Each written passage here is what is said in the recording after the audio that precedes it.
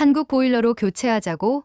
그냥 라디에이터 고치면 되잖니. 엄마의 단호한 목소리에 저는 입을 꾹 다물었습니다. 아빠는 신문을 들춰보며 맞장구를 치셨죠. 그러게 라디에이터 잘 쓰고 있는데 왜 굳이? 하지만 저는 포기할 수 없었습니다. 이번만큼은 제 말을 들어주세요. 공사비는 제가 부담할 테니 한국 보일러로 교체해요. 말을 마치자 부모님은 어리둥절한 표정으로 저를 바라보셨습니다. 도대체 왜 이러냐는 듯이요. 안녕하세요. 저는 일본 규슈 구마모토에 살고 있는 야마다 사키입니다. 구마모토는 후쿠오카에서 멀지 않은 조용한 시골 마을이에요. 바쁜 도시 생활에 지친 사람들이 가끔 쉬러 오는 관광지로도 유명하죠. 하지만 저에게 구마모토는 그저 고향입니다. 오늘은 제가 왜 부모님께 한국 보일러를 설치하자고 조르는지에 대한 이야기를 해보려고 합니다. 사실 제 부모님은 전형적인 일본의 고령층 부부세요. 여름에는 시원한 바람이 솔솔 들어오는 우리 집을 좋아하시지만 겨울만 되면 코타츠에서 좀처럼 나오시질 않죠. 어릴 때는 저도 그게 당연하다고 생각했어요. 라디에이터와 코타츠만 있으면 겨울을 잘 넘길 수 있다고 믿었거든요. 그런데 저는 3년 전 절친 소희의 외할머니 댁을 방문했을 때 겨울 난방이라는 개념이 완전히 뒤바뀌었죠. 한국에서 처음으로 온돌이라는 걸 경험했을 때 이게 무슨 천국인가 싶었습니다. 바닥이 따뜻해서 방 안 어디에 있어도 포근한 느낌이 드는 거예요. 처음에는 한국 친구가 농담처럼 너 코타츠 없이 겨울 나는 거 상상해 본 적 있니? 라고 했는데 그 말이 진짜였어요. 코타츠가 없어도 두꺼운 이불이 없어도 그냥 바닥에 앉아만 있어도 따뜻했습니다. 반면 일본의 겨울은 어떨까요? 혹시 일본의 겨울 여행을 와본 분들이라면 아실 겁니다. 겨울철 일본의 실내는 생각보다 춥습니다. 홋카이도처럼 영하 10도까지 내려가는 지역도 있지만 대부분의 일본 지역은 겨울 평균 기온이 2.5도 정도죠. 한국보다 기온 자체는 높은 편이에요. 하지만 실내 온도는 다릅니다. 일본의 평균 실내 온도는 겨우 15도 수준이에요. 세계보건기구에서 권장하는 실내 온도는 18도인데 일본은 그보다 낮은 경우가 많습니다. 심지어 저희 부모님 댁 거실 온도는 12도 정도예요. 겨울엔 두꺼운 옷을 입고 코타츠에 들어가야 겨우 몸을 녹일 수 있죠. 이런 난방 환경은 사실 일본의 주택 구조와 관련이 있습니다. 일본 주택은 지진에 대비해 대부분 목조로 지어집니다. 그래서 단열이 약해요. 여름에는 통기성이 좋아 시원하지만 겨울이 되면 난방을 해도 열이 금방 빠져나가 버립니다. 거기에 더해 창문도 단일창이라 겨울이면 찬 공기가 스며들죠. 특히 저희 집처럼 30년이 넘은 오래된 집들은 더 심각합니다. 벽 틈으로 바람이 들어오는 게 느껴질 정도거든요. 그렇다면 일본에는 바닥 난방이 없을까요? 사실 유카담보라는 바닥 난방 시스템이 있긴 합니다. 하지만 전기료가 상당히 비싸서 많은 사람들이 사용을 꺼려요. 저희 부모님도 전기료 부담 때문에 코타츠와 라디에이터로 겨울을 버티고 계시죠. 그 결과는 어떨까요?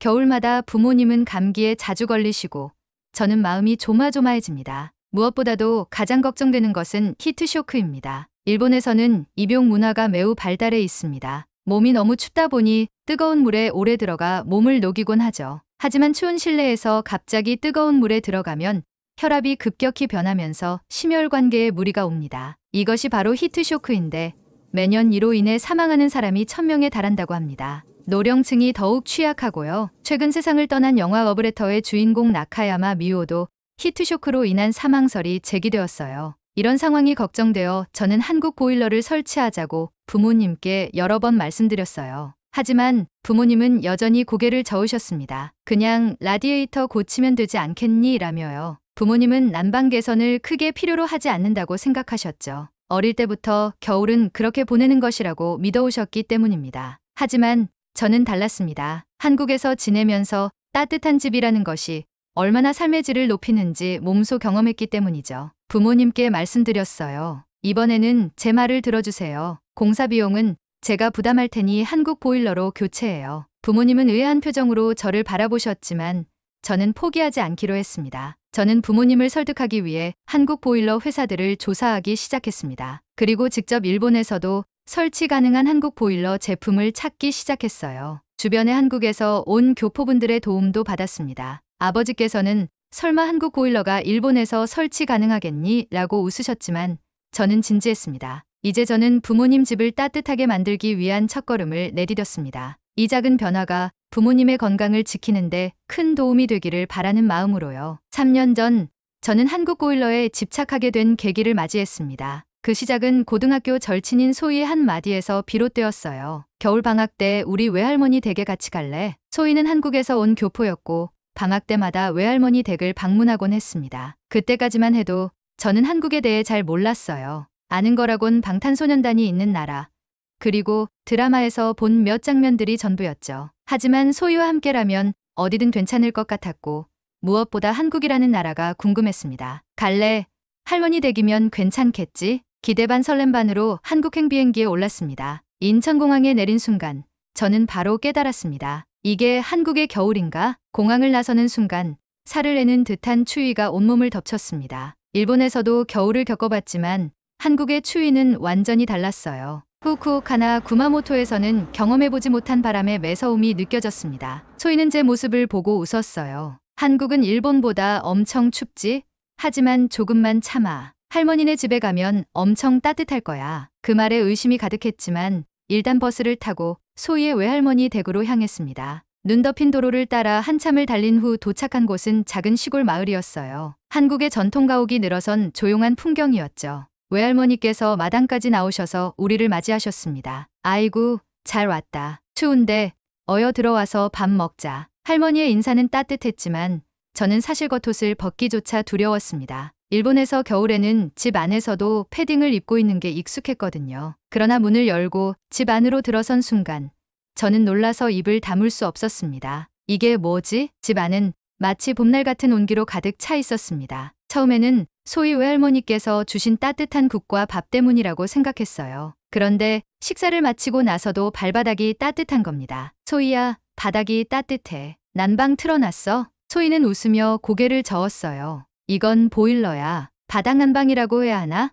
한국 집들은 대부분 이렇게 바닥에서부터 난방을 해. 소희는 한국의 난방 방식에 대해 간단히 설명해 주었습니다. 그제야 저는 이 온기가 바닥에서 올라오는 것이라는 걸 깨달았어요. 거실 한가운데에 앉아 있어도 발끝까지 전해지는 따뜻함은 일본에서는 경험할 수 없는 것이었습니다. 밥을 먹은 후 소희와 저는 외할머니께서 깔아주신 두꺼운 이불 위에 누웠습니다. 시간은 흘러 밤이 되었고 바닥의 따뜻함은 점점 몸을 녹이기 시작했습니다. 등이 서서히 따뜻해지니 잠이 스르륵 쏟아졌어요. 겨울에 이렇게 따뜻하게 잠을 잔 게 얼마만이지? 일본에서는 겨울밤이면 잠을 자다가 발이 시려서 깨어나는 경우가 많았습니다. 코타츠에서 잠들면 그나마 따뜻했지만 침대에 들어가면 다시 냉기가 엄습하곤 했죠. 하지만 한국의 이 집은 달랐습니다. 밤새 바닥에서 올라오는 따뜻함 덕분에 깊은 잠을 잘 수 있었어요. 다음날 아침 외할머니께서 아침 식사를 준비하신다는 말에 잠에서 깼습니다. 일본에서는 겨울 아침이면 항상 두꺼운 옷을 껴입고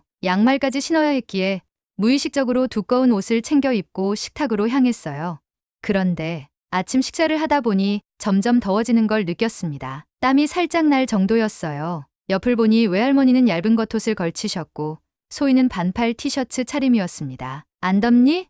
더우면 벗어도 돼. 소희의 말에 결국 저는 두꺼운 겉옷을 벗었습니다. 잠시 후 반팔 차림이 된 저와 소희는 마주 보고 웃었어요. 이렇게 따뜻한 집에서 겨울을 보내다니 일본에서는 상상도 못할 일이야. 그날 이후 저는 따뜻한 집에 대한 새로운 기준을 갖게 되었습니다. 겨울이면 무조건 두꺼운 옷을 껴입고 코타츠에 의지하는 삶이 아닌 집 전체가 따뜻한 환경에서 지내는 삶. 소희 외할머니 댁에서 보낸 며칠은 저에게 큰 충격이었어요. 일본에 돌아온 후 저는 부모님께 외할머니 댁에서 있었던 일을 이야기했습니다. 한국은 집 전체가 따뜻하더라. 바닥에서 열이 올라와서 양말도 필요 없었어. 부모님은 그 이야기를 듣고 신기해하셨지만 보일러 설치에 대해서는 일본에서는 그런 난방을 하는 집이 거의 없다고 말씀하셨어요. 그렇지만 저는 마음 한편에서 우리 집에도 그런 난방 시스템이 있으면 얼마나 좋을까 하는 생각을 떨칠 수 없었습니다. 그때부터였습니다. 한국 보일러에 대한 관심이 커진 건 3년이 지나 부모님 집을 따뜻하게 바꾸기 위해 본격적으로 움직이게 된 것도 바로 그 경험 때문이었습니다. 한국 보일러의 따뜻함을 부모님께 알리는 건 쉽지 않았습니다. 일본에서 평생을 살아오신 부모님에게 멀쩡한 라디에이터를 버리고 새로운 난방 시스템을 설치하자고 제안하는 건 쉽지 않은 일이었죠. 라디에이터가 고장난 것은 정말로 하늘이 주신 기회라고 생각했습니다. 더 추워지기 전에 수리를 해야 하는 상황에서 저는 부모님께 다시 한번 조심스레 말씀드렸어요. 이번에는 한국 보일러로 교체하는 게 어떨까요? 공사비는 제가 부담할게요. 하지만 부모님은 고개를 저으셨습니다. 그냥 라디에이터 고치면 돼. 세로 보일러를 설치하는 건 너무 비싸지 않겠니? 부모님이 그렇게 말씀하시는 것도 이해가 갔습니다. 한국 보일러가 얼마나 좋은지 경험해보지 못하셨으니 비용이 비싸고 공사까지 해야 하는 보일러 교체는 그저 번거로운 일로만 보였겠죠. 하지만 저는 이번 기회를 놓치고 싶지 않았습니다. 이대로 포기할 수는 없어. 저는 부모님을 직접 한국으로 모시고 가서 한국 보일러의 따뜻함을 몸소 경험하게 해드리기로 결심했습니다. 말로 설명하는 것보다 직접 느끼는 게 훨씬 효과적일 테니까요. 엄마, 아빠, 이번에 2박 3일 동안 한국에 같이 가자. 부모님은 처음에 일 때문에 못 간다라며 거절하셨습니다. 아버지는 직장 일 때문에 바쁘시고 어머니는 여행 자체를 번거롭게 느끼셨던 것 같습니다. 하지만 저는 포기하지 않고 끈질기게 설득했어요. 이번 기회가 아니면 언제 또 같이 갈 수 있겠어. 추억도 쌓고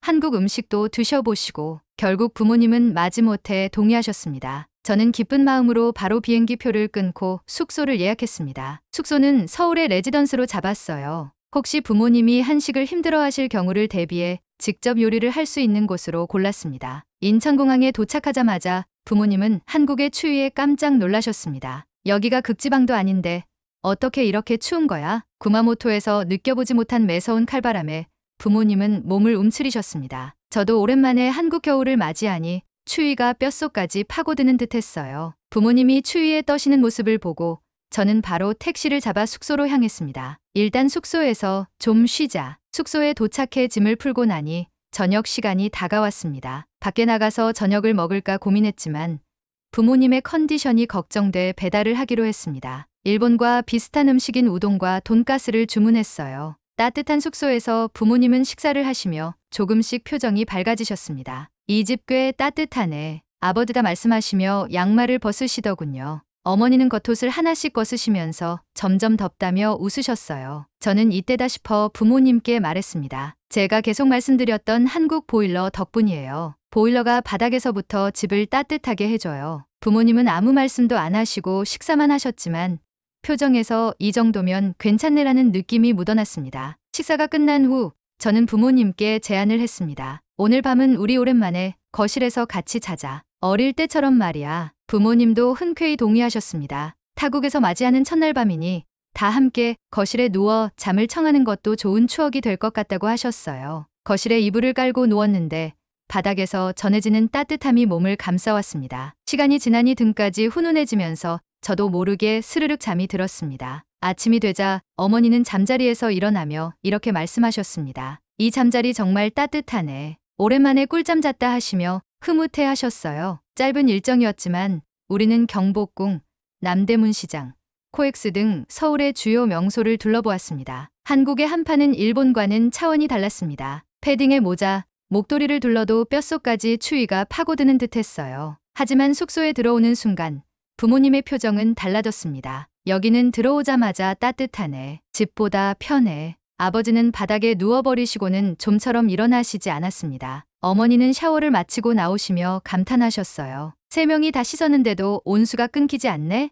일본에서는 이렇게 안 되는데. 그제야 저는 확신했습니다. 이게 한국 보일러의 힘이에요. 세 가족이 씻어도 온수는 계속 나오고 집 안은 하루 종일 따뜻해요. 부모님은 고개를 끄덕이셨습니다. 아버지는 잠시 고민하시다가 물으셨습니다. 그럼 이 보일러 설치하는데 비용은 얼마나 드니? 저는 기다렸다는 듯이 준비해둔 자료를 보여드렸습니다. 라디에이터 수리 비용, 한국 보일러 설치 비용, 월 사용료까지 비교해서 꼼꼼히 설명드렸죠. 초기 설치 비용은 보일러가 조금 비싸지만 한 달 난방비는 라디에이터와 거의 비슷해요. 부모님은 긍정적으로 생각해보겠다고 하셨습니다. 드디어 부모님을 설득하는데 성공했구나. 이제 남은 건 일본으로 돌아가 보일러 설치를 진행하는 것뿐이었습니다. 부모님과 함께 한국에서 따뜻한 보일러의 매력을 직접 경험한 후 우리는 일본으로 돌아왔습니다. 여행 내내 부모님은 숙소에 들어올 때마다 바닥의 온기를 느끼며 연신 감탄하셨습니다. 경복궁에서 차가운 겨울 바람을 맞으며 한껏 웅크리고 있던 어깨도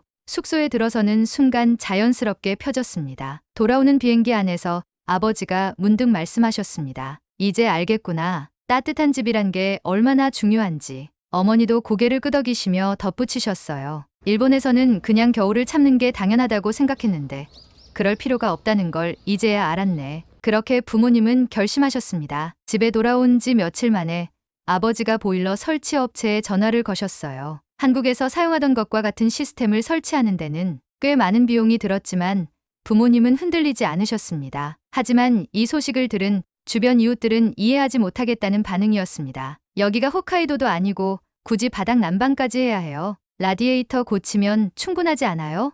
돈 낭비 아닐까요? 이웃들의 반응은 예상했던 대로였습니다. 일본에서는 대부분 라디에이터나 코타츠로 겨울을 보내고 집 전체에 난방을 하는 문화가 익숙하지 않으니까요. 사실 저도 처음엔 부모님을 설득하는데 애를 먹었으니 이웃들이 그렇게 말씀하시는 것도 이해가 됐습니다. 하지만 아버지는 단호하셨어요. 우리가 얼마나 추운 겨울을 견뎌왔는지 사키 덕분에 깨달았다오. 직접 경험해보면 왜 이걸 설치하는지 알게 될 거예요. 공사가 시작된 날 집안은 어수선했습니다. 오래된 라디에이터는 철거되고 바닥 전체에 난방관이 설치되기 시작했습니다. 공사 소리에 이웃들이 오가며 구경했지만 모두 반신반의하는 눈치였습니다. 이렇게까지 해야 하나? 우리라면 그냥 라디에이터만 고칠 텐데. 하지만 부모님의 의지는 확고했습니다. 몇 주 뒤 드디어 한국 보일러 설치가 완성되었습니다. 집안 곳곳에서 은은한 온기가 느껴졌어요. 라디에이터에서 나오는 건조한 열기가 아닌 바닥에서부터 스며드는 따뜻함이 집 안을 감싸기 시작했습니다. 어머니는 바닥에 앉아 보일러의 온기를 느끼시며 만족스러워하셨어요. 정말 한국에 있는 것 같네. 아버지는 문득 한 가지 생각이 떠올랐는지 이웃들을 집으로 초대하셨습니다. 자, 오늘은 저녁을 우리 집에서 함께 합시다. 새로 설치한 보일러가 어떤지 직접 느껴보세요. 이웃들은 처음엔 사양했지만 아버지의 거듭된 권유에 하나 둘 발걸음을 옮겼습니다. 저녁이 되자 집안은 이웃들로 북적였습니다. 다들 겉옷을 단단히 입고 들어왔지만 시간이 지날수록 하나 둘 겉옷을 벗기 시작했습니다. 어라? 방이 꽤 따뜻하네요. 코타츠도 없는데 이렇게 따뜻하다니 신기하네. 처음엔 어색해하던 이웃들도 금세 편안하게 자리를 잡았습니다. 테이블 위에는 따끈한 우동과 오뎅탕이 놓였고 이웃들은 자연스럽게 담소를 나누기 시작했어요. 저녁 식사가 이어질수록 이웃들은 겹겹이 껴입었던 옷을 벗으며 말했습니다. 이러다 땀 나는 거 아닌가요? 아버지는 웃으시며 말씀하셨습니다. 이게 한국 보일러의 힘입니다. 따뜻함이 집 전체를 감싸니 코타츠에 들어갈 필요도 없어요. 식사가 끝난 후에도 이웃들은 쉽게 자리를 떠나지 않았습니다. 평소라면 추위에 코타츠로 돌아가야 할 시간인데 보일러가 틀어진 우리 집은 아늑하고 따뜻했으니까요. 하루가 끝나고 이웃들이 돌아가신 후 부모님은 거실에 앉아 한숨 돌리셨습니다. 어머니는 발끝을 문지르시며 말씀하셨어요. 이제는 겨울이 와도 걱정 없겠다. 매번 라디에이터 틀고도 발이 시려서 잠을 설쳤는데 이젠 그럴 일이 없네. 아버지도 고개를 끄덕이시며 말씀하셨습니다. 그저 따뜻한 집이 필요한 것뿐이었는데